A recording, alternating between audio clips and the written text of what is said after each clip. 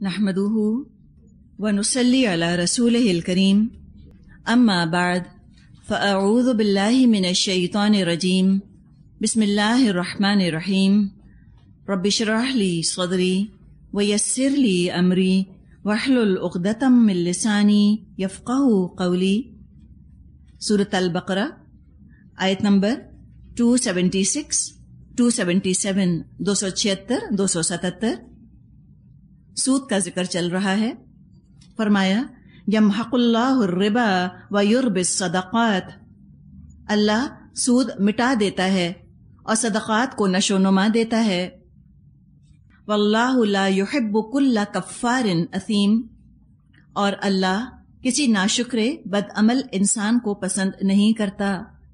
اللہ برائیوں کو مٹانا چاہتا ہے تو فرمایا کہ یمحق اللہ الربا، اللہ ربا کو مٹاتا ہے، اور جو ربا لینے پر زور دے، ربا لینے پر انسسٹ کرے، تو اس کو کہا کہ اللہ ایسے کفار، ایسے اثیم کو اللہ پسند نہیں کرتا، اللہ محبت نہیں کرتا۔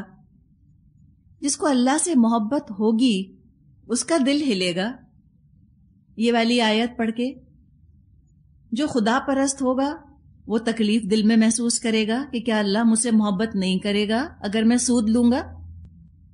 جو دولت پرست ہوگا اور جس کو دولت سے محبت ہوگی وہ کہے گا کوئی بات نہیں کرتا تو نہ کرے، اللہ بات کرے، اللہ بات نہ کرے، اللہ کچھ بھی کرے، میرے پاس دولت آئے، چاہے سود سے بھی آئے، چاہے حرام سے آئے، اگر آ سکتی ہے تو حلال سے آئے، آ سکتی ہے حرام سے آئے، لیکن آئے تو لہٰذا اس کو فرق نہیں پڑے گا۔ لیکن اللہ نے یہاں فیصلہ سنا دیا کہ اللہ لا یحب کل کفار اثیم، اللہ کسی ناشکرے بد عمل انسان کو پسند نہیں کرتا۔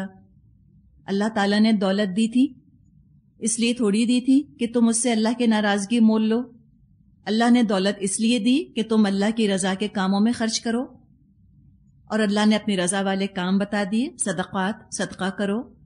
اللہ پر ایمان کا دعویٰ ہے تو عمل سے سچا کر کے دکھاؤ، صدقے کے ذریعے سے صدق اور سچائی کو فروغ دو۔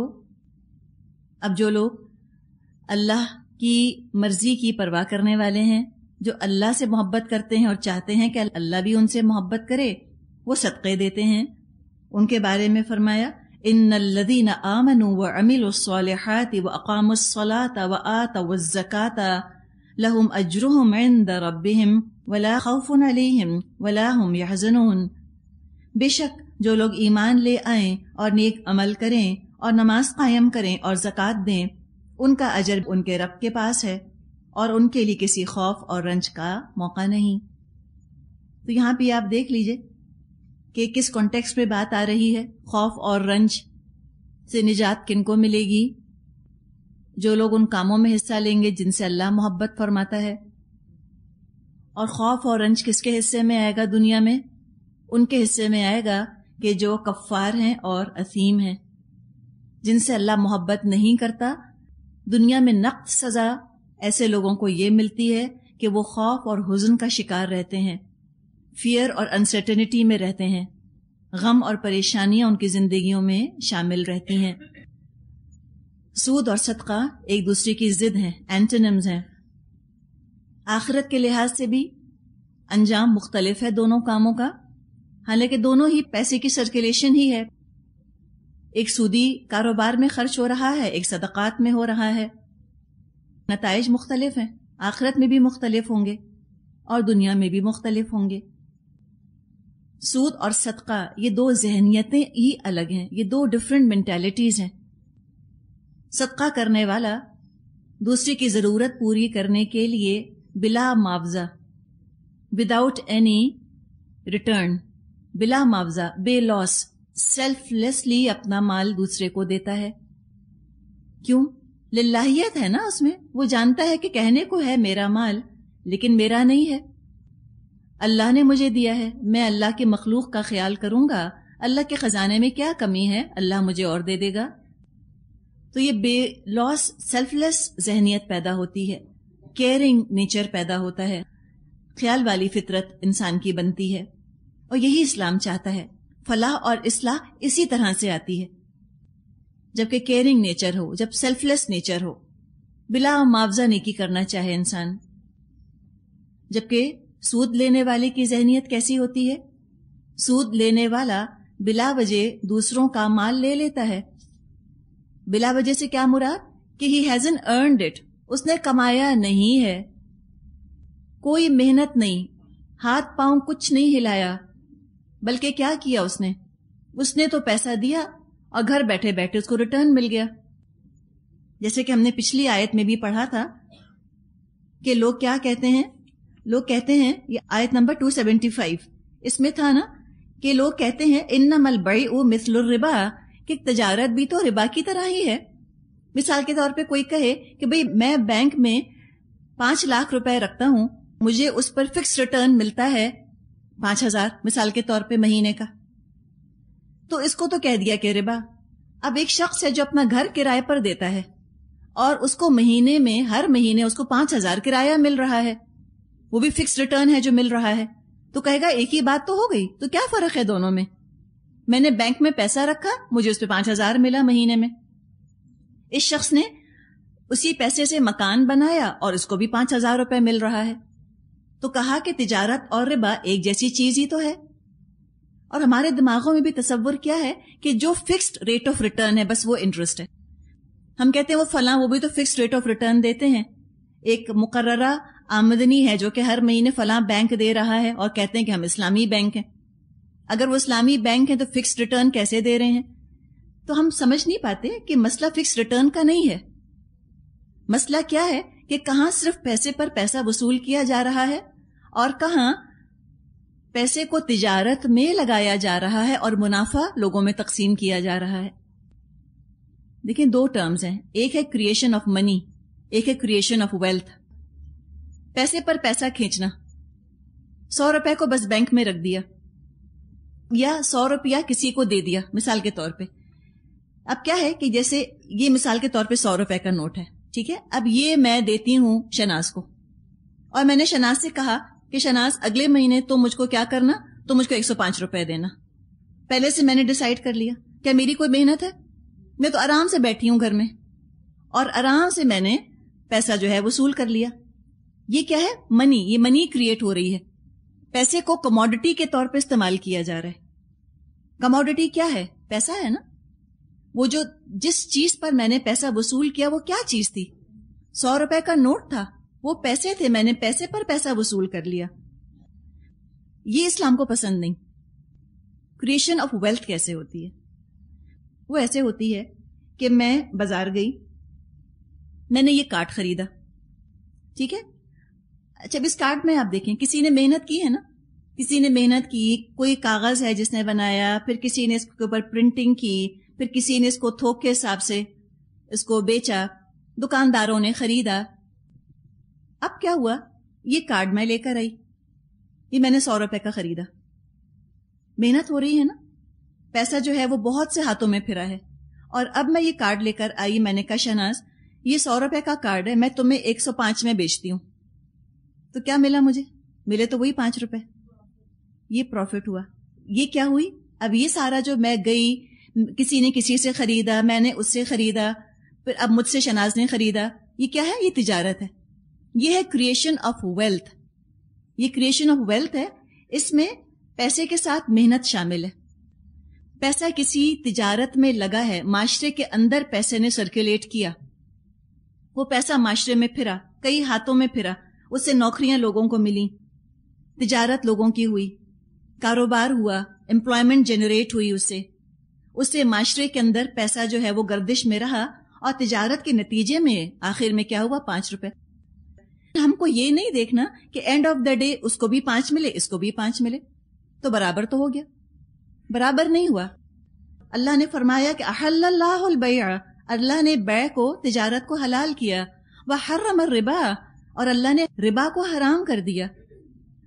تبھی کہا گیا کہ یہ تو پاگل ہیں بالکل جو کہتے ہیں کہ تجارت اور ربا ایک جیسی چیز ہے. خالی پاگل آدمی ایسی باتیں کرتا ہے. جس نے ذرا سی بھی فائنانس پڑھی ہے، جو اکانومی کے رولز جانتا ہے، وہ ایسی بات کر نہیں سکتا. اس کو ایگزیکٹلی پتا ہے کہ what is interest and what is business. Interest لینے میں اور بزنس کرنے میں بڑا فرق ہے.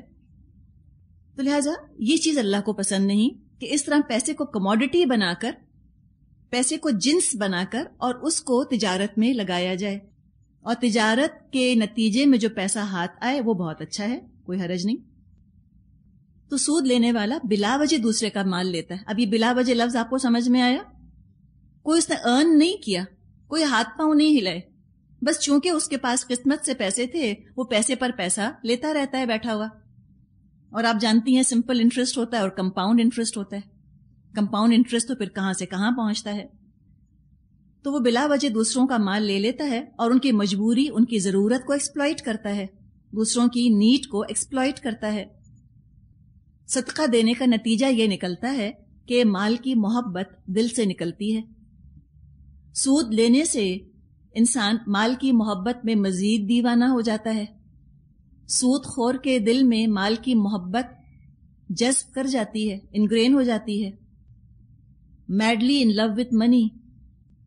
آخرت میں سود لینے والے کو اس کا مال کچھ فائدہ نہ پہنچائے گا، الٹا وبال بن جائے گا، جبکہ آخرت میں صدقہ دینے والے کو اس کا مال بہت فائدہ پہنچائے گا، ابدی نعمتوں کا، راحتوں کا ذریعہ بنے گا۔ سود سے جہنم کی آگ خریدی جا رہی ہے، صدقے سے جنت کے محل خریدے جا رہے ہیں۔ مسند احمد کی روایت ہے، رسول اللہ صلی اللہ علیہ وسلم نے فرمایا کہ شب معراج میں ہمارا گزر ایک ایسی قوم پر ہوا جن کے پیٹ رہائشی مکانات کی طرح پھولے اور پھیلے ہوئے تھے، گھروں کی طرح، بڑے بڑے گھروں کی طرح ان کے پیٹ تھے، اور ان میں سانپ بھرے ہوئے تھے جو باہر سے نظر آ رہے تھے۔ جبریل علیہ السلام نے بتایا یہ سود خور ہیں، یہ سود کھاتے تھے۔ اب دیکھیے کیا ہوتا ہے، سود جب لیتا ہے انسان تو لگتا ہے اس کی رقم بڑھ گئی، سائز زیادہ ہو گیا۔ کسی بھی چیز کا سائز میں بڑھ جانا لازمی طور پر بہتری کی نشانی تو نہیں ہے۔ جس طرح کسی کے جسم پہ ورم آ جائے، ایڈیما ہوتا ہے نا، واٹر ریٹینشن ہو جاتا ہے، لوگوں کو دیکھنے میں بہت پھولے ہوئے نظر آتے ہیں، تو کیا یہ پھول جانا یہ صحت مند ہے؟ کیا ہیلدی ہے؟ یہ ہیلدی نہیں ہے، یہ تو بیماری ہے۔ اگر سود کے ساتھ اس کو ریلیٹ کریں تو دیکھنے میں یوں محسوس ہوتا ہے کہ ایسے سود سے پیسہ بڑھ رہا ہے، در حقیقت بڑھ نہیں رہا ہوتا، انفلیشن اس کو کھا جاتا ہے۔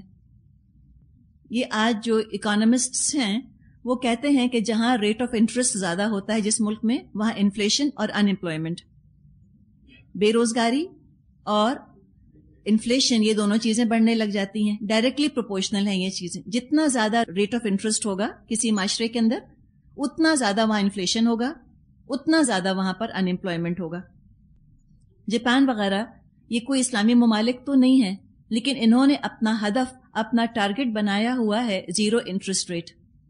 جیسے جیسے انٹرسٹ ریٹ کم ہوتا ہے ویسے ویسے اکانومی گرو کرتی ہے، زیادہ ٹریڈنگ ہوتی ہے، زیادہ بہتری آتی ہے اکانومی میں۔ سودی مال میں برکت اور راحت نہیں ہوتی، پیس نہیں ہے اس کے اندر۔ مفتی محمد شفیع صاحب نے معرف القرآن میں جو تشریح لکھی ہے اس میں یہ مضمون انہوں نے لکھا ہے کہ شاید ہم سوچیں کہ سود لینے والے تو بہت راحت میں ہیں، ہم کہیں لو آپ کہتے ہیں سود میں راحت نہیں، جا کے دیکھیں تو آپ ملکوں کو دیکھیں یا آپ دیکھیں کہ جو لوگ انٹرسٹ بیسڈ بینکنگ کر رہے ہیں کیا کچھ ان کے پاس نہیں ہے، راحت ہی راحت ہے، کوئی کمی نہیں۔ دیکھنے میں خوبصورت گھر، کار، عیش آرام، راحت کا سارا سامان ان کے پاس موجود ہے۔ اصل بات یہ ہے کہ سامان راحت تو بازاروں سے خرید کر گھروں میں رکھا جا سکتا ہے۔ سامان راحت اور چیز ہے، راحت اور چیز ہے۔ سکون اور راحت نہ کسی فیکٹری میں بنتی ہے، نہ کسی بازار سے جا کر اس کو خریدا جا سکتا ہے۔ سکون اور راحت، پیس اور ٹرینکویلٹی، یہ وہ رحمت ہے جو براہ راست اللہ کی طرف سے ملتی ہے، ڈائریکٹلی اللہ کی طرف سے آتی ہے۔ صدقات کے ساتھ برکت اور رحمت آتی ہے، سود کے ساتھ اللہ کا غضب اترتا ہے، اللہ کا غصہ اترتا ہے۔ سود میں راحت ناممکن ہے۔ مسند احمد ابن ماجہ میں نبی اکرم صلی اللہ علیہ وسلم کا قول ہے کہ سود اگرچہ کتنا ہی زیادہ ہو جائے، انکریز کتنا بھی ہو جائے، مگر انجام کار اس کا قلت ہے، ان دی اینڈ وہ ڈیفیشنسی کا باعث بنتا ہے۔ ایگزیکٹلی آج یہی کہتے ہیں اکانومسٹ، جتنا زیادہ ریٹ آف انٹرسٹ اتنا زیادہ انفلیشن کھا جاتا ہے اس سارے پیسے کو.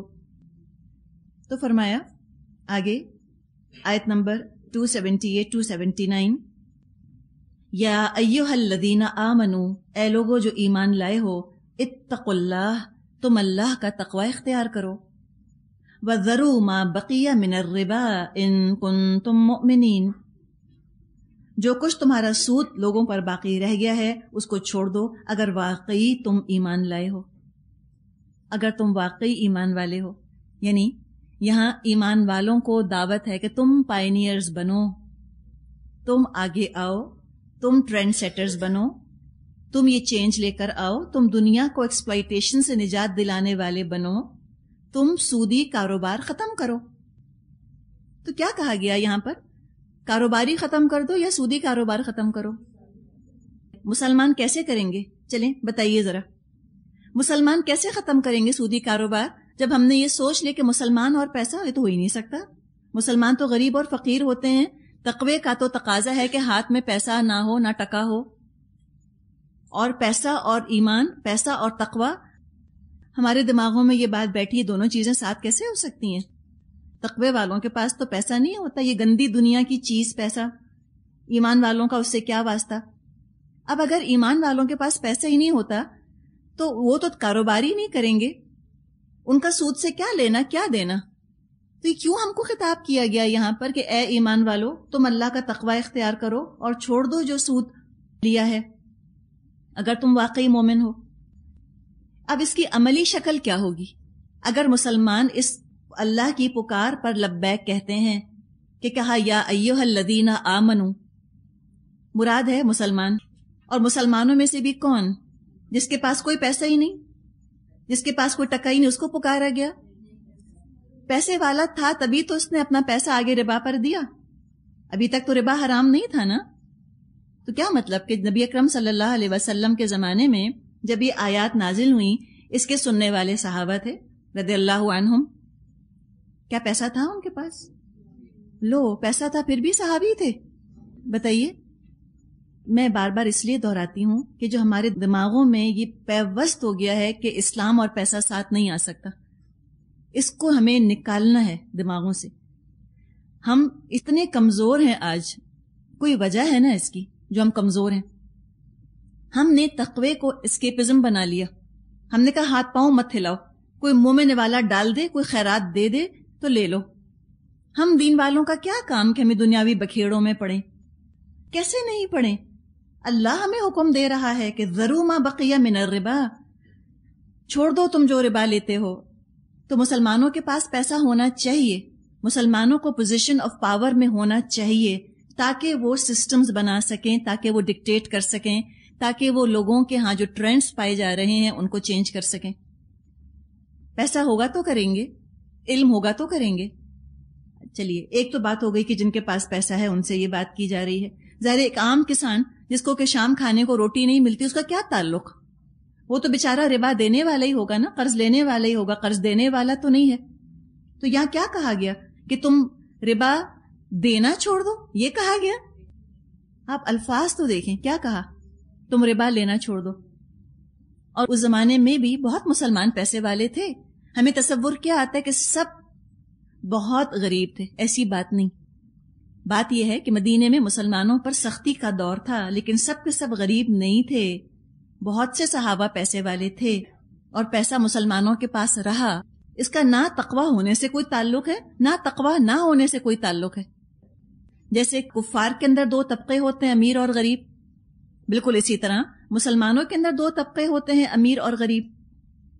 تو کہا اتقوا اللہ، تقوی اختیار کرو اللہ کا، وذروا ما بقی من الربا، اور چھوڑ دو جو باقی رہ گیا ہے ربا میں سے، ان کنتم مؤمنین، اگر تم مومن ہو. پھر ہم وہیں پر آ گئے جہاں سے ہم نے بات شروع کی تھی. ایک تو یہ کہ یا ایھا الذین آمنو، خطاب کس سے ہے؟ ہم سے. کون لبیک کہے گا؟ یہ کام کون کرے گا؟ سب نہیں کر سکتے. کون چھوڑے گا سود لینا؟ جس کے پاس پیسہ ہے، نمبر 1. اور دوسرے، تجارت تو پھر بھی ہونی ہے. ابھی تک تو سودی قرضے لیے جا رہے تھے جب تجارت ہو رہی تھی یا ضرورت پڑتی تھی. یہ سسٹم بنے گا کیسے؟ اب اس سسٹم کو چینج وہی کرے گا نا جس نے اکانومی پڑھی ہو، جس نے اکنامکس پڑھا ہو، جس نے فائنانس پڑھا ہو، وہی کرے گا نا. صرف قرآن پڑھ کے کر سکتا ہے کوئی؟ نہیں کر سکتا. اس کو جو ماڈرن سسٹم ہے فائنانس کا، یہ اس کو پتا ہونا چاہیے نا.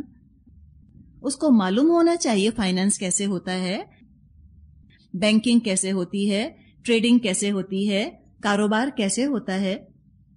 یہ کیسے پڑھے گا بتائیے؟ کہاں پڑھے گا یہ سب کچھ؟ جب یونیورسٹیوں میں جائے گا تبھی پڑھے گا. کالج جائے گا، یونیورسٹی جائے گا تبھی پڑھے گا نا. اس کو یہ بھی احساس ہے کہ ربا ختم کرنا ہے. وہاں اس کو یہ بھی احساس ہے کہ یہ ربا ختم کرنے کے لیے سسٹمز بنانے ہوں گے. سسٹم خالی تقوی کا نام لینے سے تو نہیں بنتے. تو یہاں کس تقوی کی بات کی جا رہی ہے؟ فائنینشیل تقوی کی. پیسے کے معاملات میں تقوی اختیار کرو. یہ ہے اسلام کی روح پیسے کے متعلق. پیسہ برا نہیں ہے، بغیر تقوی کے جو پیسہ ہوتا ہے وہ بہت برا ہے. فساد پیسے سے نہیں ہوتا. پیسے کو ہم نے پڑھا نا، خیر کہا گیا اس کو. تقوی کے ساتھ پیسہ ہوتا ہے، خیر ہوتا ہے. بغیر تقوی کے ہوتا ہے، شر ہوتا ہے. پیسہ نہیں ہوگا تو صدقات بھی کیسے کرو گے؟ صدقہ بھی نہیں دے سکتے. پیسہ ہوگا تو صدقہ دو گے نا. تو پیسہ ہو اور تقوی کے ساتھ ہو. لہذا وہ بچہ، وہ لڑکا یا وہ لڑکی یا وہ مرد وہ عورت جس نے قرآن پڑھا، اس نے کہا کہ ربا تو اللہ کو پسند نہیں. پھر اس نے اس وقت دنیا کی صورتحال دیکھی کہ ہر چیز انٹرسٹ بیسڈ ہے، ہر طرف ربا ہی ربا ہے. وہ کہتا ہے کہ ٹھیک ہے، میں جاتا ہوں فلاں فلاں یونیورسٹی، فلاں فلاں کالج میں، چاہے وہ پاکستان میں ہو، وہ امریکہ میں، وہ افریقہ میں ہو. نیت کیا ہے اس کی؟